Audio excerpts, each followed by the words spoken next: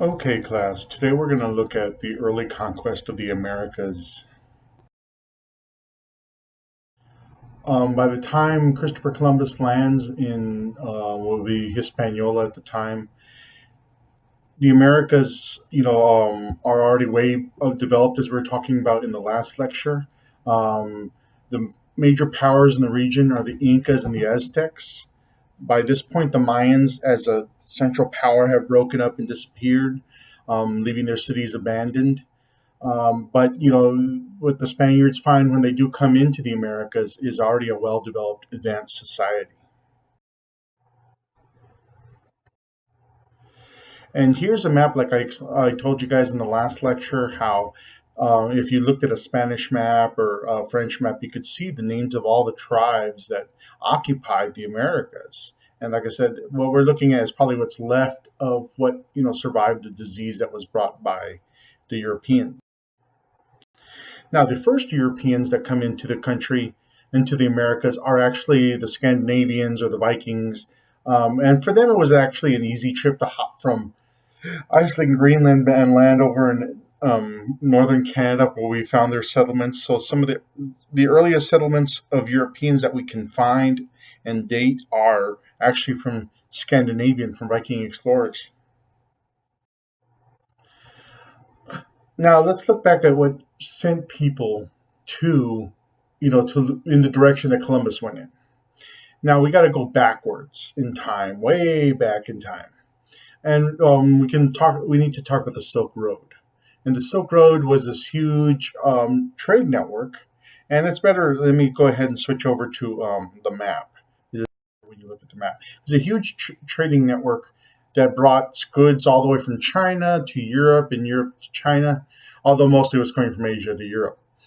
And this desire for these goods, it really gets enhanced during the Crusades, when a lot of European people were going into the Middle East for the first time and seeing all these goods and developing a want for these goods. And so this trade from the Silk Road into Europe was going back and forth. At the center of this trade was a city known as Constantinople. It was the center of east-west trade. It is eventually conquered and defeated by the Ottoman Empire and renamed Istanbul.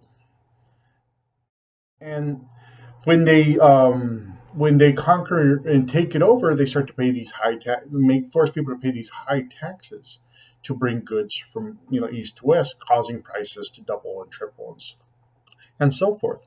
And so people didn't want to pay these high taxes. They were looking for other ways around. Now, another major character or player in the drive toward the New World was Marco Polo. Marco Polo was a merchant from Italy, from one of the city states, and he had made his way into China and is eventually captured and brought to the court of Kublai Khan, the grandson of Genghis Khan. Now, Kublai Khan recognized the uniqueness of having someone from the West in his court, so he was learning from him, because these people would be eventually, if not, these are people that they're trading with, and if not, maybe later conquer. And so he learned as much as he could from Marco Polo. And Marco Polo, went up in the court of Kublai Khan to the point where he becomes an emissary for the Khan, traveling all over China and seeing the vastness of China. He eventually makes his way back to Italy, but Italy is controlled by a bunch of city states, and those city states are controlled by the wealthiest families, the most influential families. And by the time he gets back, his family has fallen out of favor, and he ends up in jail. By coincidence, though, his cellmate is a writer, and he's telling him all these stories of his time in China. Now, a lot of the stories, we may, you take it with a grain of salt. This is just the only evidence we have is him telling him. Maybe he's just telling great stories, but the effect is real. When they get out, they publish the book, and it becomes the second most popular book, in Europe. The only one that beats it is it's the Bible's number one, and right underneath is The Adventures of Marco Polo. Christopher Columbus actually had a copy of the book in his cabin as he sailed toward the New World. And this book was so popular, it generated a lot of interest and desire for either visiting Asia or Asian goods. Now, at the same time, we have developments in the maritime industry of ships and navigation instruments. that are allowing for further, further exploration. By this time, the Portuguese have spread into parts of Africa and India and are setting up these colonies and making it just so profitable to start colonies in other places. So other people want to do the same thing. Now, Spain.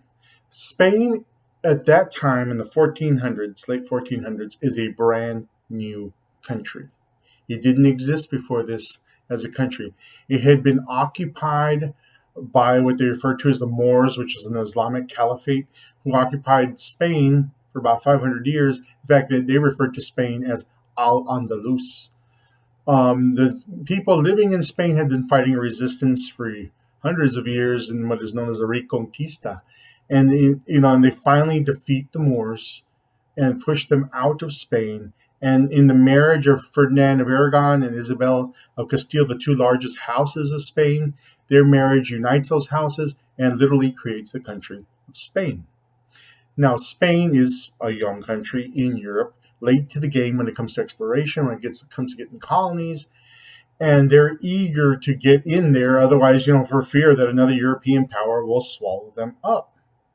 So they're looking for a way, to get, some stakes in the game, looking for a way to make some profit and, increase the wealth and power of their newly formed country.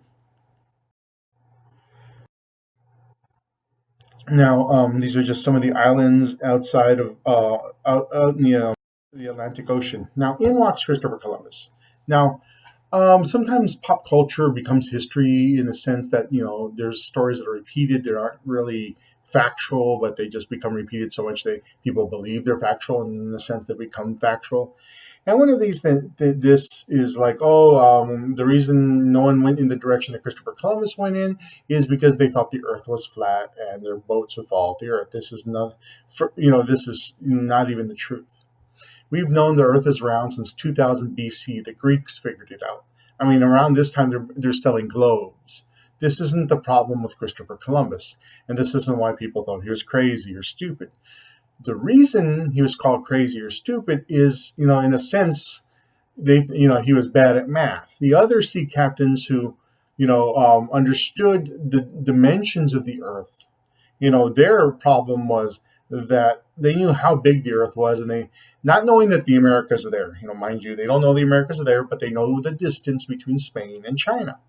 And they're like, there is no way you can equip a boat with enough food and water to sail from here to there. You'll run out of supplies, you'll die of starvation.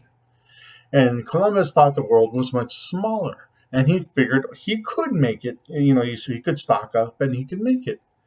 Now, Columbus was wrong, but he got lucky. The other ship captains were right. When they hit Hispaniola, which is the first piece of land that they see, his men are already starving. They're running out of food. They're running out of water. They're ready to revolt. And if it wasn't for finding the New World, we probably never would have heard of him. He would have been lost at sea. They would have killed each other, starved to death, so forth. So it wasn't that the Earth was flat. It was that, it was much bigger than Columbus was. He was just lucky the Americas were there. Now, he petitions the king and queen with this crazy idea, crazy to most people at the time. And the king and queen are quite desperate, and they're willing, to, like I said, gain power, gain some sort of influence, and gain some money. And so they're willing to just take a gamble on Columbus. And, as the story goes, and then, he sails the ocean blue and lands in Hispaniola in October 12, 1492, the whole time thinking he's made it to India.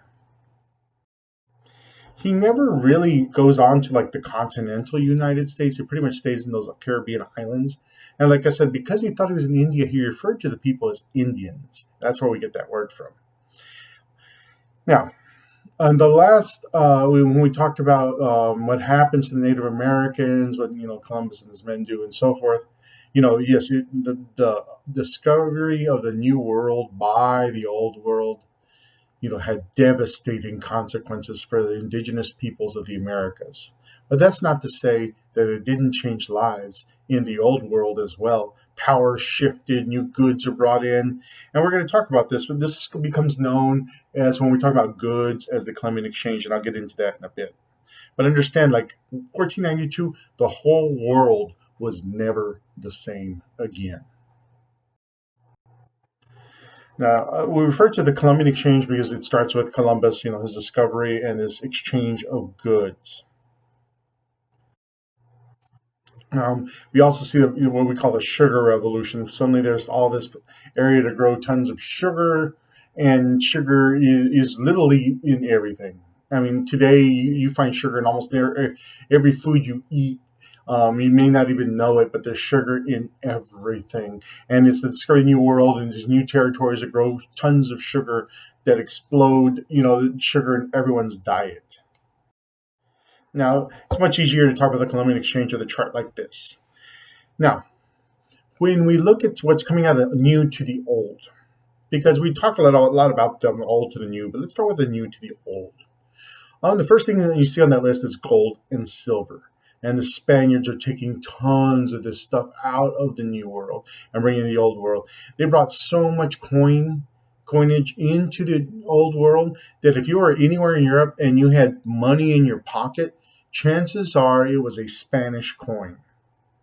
Now, a couple of other things, and like I said, you got changes in the Old World that came from stuff in the New World. One really good example is the tomato. The tomatoes from the New World. So let's look at Italian cooking. If you like Italian cooking, realize that before 1492, there was no tomato sauce in your pizza and your pasta and stuff like that. That's just one, example you can see forthright. Another kind of tragic example is the potato. Potato comes from the New World, didn't exist in the Old World before it's brought over. And in Ireland, it becomes so cheap and easy to grow that Ireland quickly switches its diet, especially in the poorer areas, to potatoes, excuse me. Now, so when a disease destroys the potato crop, in the Great Potato Famine, people starve to the death to the point of cannibalism. And that's why a lot of Irish flee from Ireland and make their way to the New World. So that's another example of like the impact of the New World and the Old World. Another kind of, it's an inside joke amongst Native Americans. There was a disease, we talk about the disease coming the old and new. There was a disease that left from the new to the old, and that is syphilis. For those of you who don't know what syphilis is, it's a sexually transmitted disease. Things rot and fall off. And the Native Americans joke that it's, their revenge for all the raping the Europeans did in the New World. Now, let's look at the old to the New World. Before, the only kind of pack animal or anything were dogs. Now you have the introduction of all kinds of domesticated animals. Before, the only ones that would kind of like keep in a pen or caged up were turkeys. Now you got chickens, pigs, all kinds of stuff. And with all that comes disease, and we've spoken about the disease that gets brought over, wipes over 90% of the population. But another dark part of the Columbian Exchange is the fact that the Native Americans either died off, fought and moved away, and those wars continued. But either way, the labor force they were hoping for went away. And they certainly weren't going to do the manual labor for themselves. So as part of this Columbian Exchange is this huge importation of slaves from Africa to the New World. And we'll talk more about that later. Now, like I said, disease was the worst, ran rampant through the New World because of the New World's trading networks. Many people died of disease before they even saw any Europeans, because it spread up and down the Americas through vast trade networks. Now, the Portuguese hear about the discovery of the New World, and so do a lot of other people, and they all want a piece of it. And the Portuguese petition the Pope, and there's an argument between Spain and Portugal, and the Pope eventually issues that, gets them to sign the Treaty of Tordesillas. I always remember Treaty of Tortillas. But basically, it cuts South America, and it puts this little border in, when a third of South America, and part of that goes to Portugal, then the rest on the other side, which is most of the Americas, it goes to Spain, which is also why in Brazil they speak Portuguese, not Spanish. Now, the minute, they discover the New World, the Spaniards, And then later on, the other European powers start to set sail in different directions, try to explore what has been found. And here you see different routes of different explorers trying to make their way around the Americas, discover what's there. Now that they know there's a whole new continent looked at. In Spain, they send up the encomienda system, which is basically people are granted pieces of land, and those natives that were living in that land were commended to them, basically, for them to Christianize into Catholicism. But in reality, they were slaves. A monk at the time, Bartolome de las Casas, said this system was a moral pestilence invented by Satan. Now, the people that are running these things, a lot of them were, the ones who conquered this land, and they were known as conquistadores. Now, Spain, like I mentioned earlier, was a brand new country. Even with the discovery at the beginning with Columbus, the wealth wasn't coming yet. They hadn't gotten into the Americas. So Spain had no way of really financing anybody else. So they financed these conquistadores. Conquistadores were men who, their warriors probably served and fought during the Reconquista. And they had wealth in themselves, and they were able to pay for men, equip their own ships, and sail. So the system the Spaniards came about with is that the conquistadors could tell the Spanish government, hey, we're going to land in Veracruz, we're going to land here, and the Spanish government would grant them permission. And all the Spanish government would ask for is an eighth of whatever they found. So the octo. And what this did is it allowed Spain to make money, conquer land, without even investing money at the beginning. And so, I tell you that, and now let's talk about Hernan Cortez. Hernan Cortez had been to Mexico one time before in a previous expedition. He knew there were riches there, so he wanted to go back. But Cortez was greedy. And he did everything, he equipped his man, got everything together, but the one thing he did not do was ask for permission. So a little bit after he set sail, people start talking, and it's eventually reported to the crown that he has gone off without permission, and this becomes a problem for him later. So he lands in present-day Veracruz, and he starts to make his way toward in the interior of Mexico. While he's there, he finds out more information about who is in charge of that piece of land, and it is the Aztecs or the Mexica, which is what their actual name was, which is where Mexico gets its name from. In Montezuma, who's in charge of who's the emperor at the time, hears of Cortez's landing, and he starts to think of what to do. Now, contrary to popular belief, and we're now discovering that this story doesn't appear in any of the Aztecs texts or anywhere, that they perceived his return. They perceived him as a god, which is further far from the truth. If anything, they looked at the Spaniards as filthy, barbaric men. And the reason I say this is they see them and they're covered in hair, and European bathing standards weren't up to par with New World bathing standards. Most of the time they bathed about once a year. And you can really see just how bad this hygiene was in the traditional bridal ceremony. Now, it's a big deal to be a June bride. And the reason that is because May is when they usually took their annual baths. And then they wouldn't be as smelly, and and also to help out. That's why you carried that bouquet of flowers to cover the smell.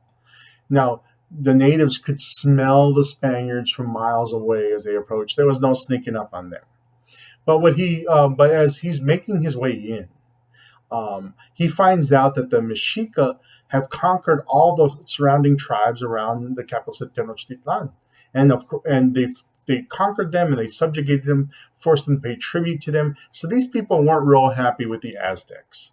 So when he discovers this, he starts to use them to create an alliance to fight and take out the Aztecs. So as he's working with these different tribes, he's working his way towards Tenochtitlan, the capital city in the middle of a lake. It's a beautiful city, one of the biggest cities in the world at the time. And these people, clean streets, running water, and they bathe every day. Just nothing like the Spaniards had ever seen. And so at first, Cortez didn't. I mean, Montezuma was iffy about letting Cortez in, but eventually, he sees himself as a living god, and he figures he'll impress them with his prestige, wealth, and power. So he lets them into the capital, lets them into the palace, and when they're there, they kind of look around and see like there are not that many guards, and they jump and they take Montezuma hostage, and they start to take control of the city using him. Now, meanwhile, Cortez gets reports that another Spanish ship has landed, and there's some men there on their way to arrest him. So Cortez quickly grabs some men, grabs a bunch of gold, and marches out of the city to go meet these people. And he meets up with the force and with a lot of gold, and he's like, "Do you want to arrest me, or you want to get more gold?" And of course, they want more gold. So they start marching their way back with Cortez. Unfortunately, at the same time, back at the palace, the Aztec people are going crazy, going, "Who are these strangers giving orders? Where is Montezuma?" And they're rioting in the streets. And it gets so bad that the Spaniards are scared, and they take Montezuma and they put him on a balcony and tell him, "Calm your people down." What happens next is there's two versions of the story, one the Aztecs tell and one the Spaniards tell. The Spaniards say that they put Montezuma in the balcony to tell him to calm his people down, and the people get angry and they start to throw rocks. They eventually hit Montezuma in the head, and he falls off the balcony and he dies. The Aztec version, and in case you're wondering where we're getting it from, Montezuma's grandson was there. He eventually is taken in by some priests and educated, learns to read and write in Spanish, and writes his own version of the history. Anyway, the Aztec version is that the Spaniards get frustrated, stab Montezuma in the back, and toss him off the balcony. We'll never know what the truth is, but the one fact is Montezuma's dead. The people go crazy, and they storm the palace. The Spaniards know it's time to get the heck out. But before they leave, they try to stuff gold in everything, their pockets, their pants, their armor, everywhere, and carry as much sacks of gold as they can. And they're trying to make their way off these narrow causeways that connect the city to the mainland. And, it's slow going. And so the Aztecs are able to throw stuff at them, shoot arrows at them, come alongside boats and knock them off the causeway, and they fell into the water. And because they were so weighed down with their gold, in a sense, their greed, they drown. And this is referred to as El Noche Triste. Those that make it out make their way to Cortez, and Cortez begins the work of surrounding the city, not knowing that they had already won, because the Spaniards had left behind disease, and it starts ravaging the city. So by the time Cortez and his 10,000 native allies make their way into Tenochtitlan, there's not much of a resistance left, and that is how the Aztec Empire falls to the Spanish. And with that, we start to see, the intermixing of the races, the creation of what we call, mestizos. Most of us Mexicans are mestizos. We are, part native, part European, and a lot of us are also part African because of all the African slaves that are brought over.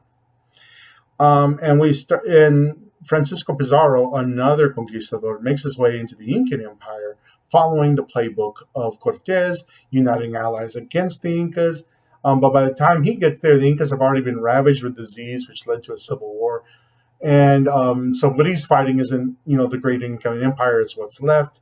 He uses the same techniques of creating alliances surrounding the capital city, getting invited in, and killing the emperor and taking out the Incan command structure, and that's how the Incan Empire fell, and that's how the Spanish gained control of, the Southwest down to South America. Now, as all this money is coming in, and people are looking at, of the great investment that's coming out of. By the way, that's a picture of Tenochtitlan, an artist's rendition. There you can see the floating gardens outside the city where they would grow crops floating in the water, and you could just row up and pick the crops and take them back into the city. And there's several causeways that take you from from the mainland to the city and back and forth. Now, like I said, as soon as As soon as the New World's discovered, there's all kinds of people exploring the Southwest and all along the coast, just trying to map it and have. The Spaniards mostly do. Their conquistadores mostly invade and explore the South, where you can see here in the map in the Florida, the Southeast, and then the Southwest up in California and Colorado and stuff like that, Texas and Kansas and stuff like that. And that's kind of like as far as their reach goes at that time. And then you had other people landing in places like that would become Canada and the East Coast and stuff like that. The Spanish built different forts and established different territories in the Southwest. One place was in New Mexico, in which they tried to gain control of the Pueblo peoples, which they did for a while. But because they constantly abused them and tortured them, tried to burn down the religious rituals, the kivas that they practice in, eventually, the Pueblo people got tired of it and they arose in the Battle of Acoma. They were able to retake what would be New Mexico. In fact, the Spanish flee and establish what would become El Paso, because they had to get.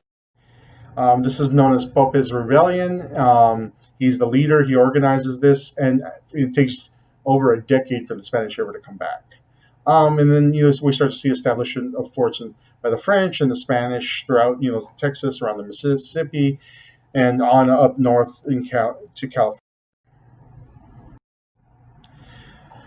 So that's the beginnings of the conquest of the Americas, and next time we'll start talking about the colonies set forth by Great Britain.